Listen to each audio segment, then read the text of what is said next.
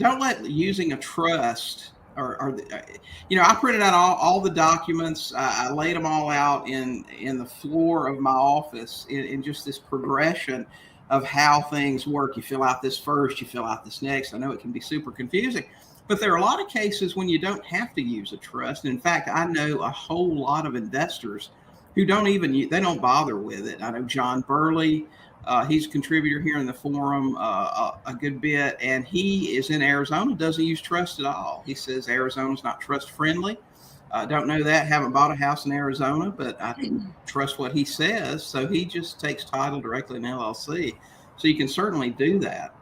I never used a trust. I never knew how to use a trust. I called all around when I lived in Wisconsin. I called every title company and attorney I could think of to ask, how do I use this trust thing? And they didn't know what I was talking about.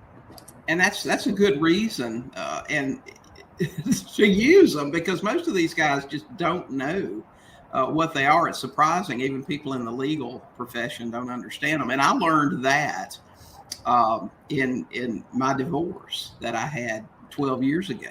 I'm sitting in this room full of attorneys. I mean, these are high dollar guys too. This was an expensive situation.